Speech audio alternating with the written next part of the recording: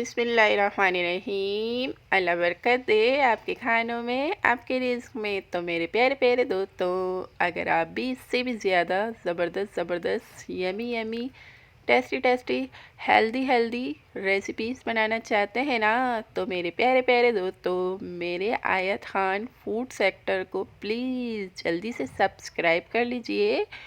और मेरे प्यारे प्यारे दोस्तों, मेरी इस वीडियो को और हर आने वाली वीडियो को लाइक ज़रूर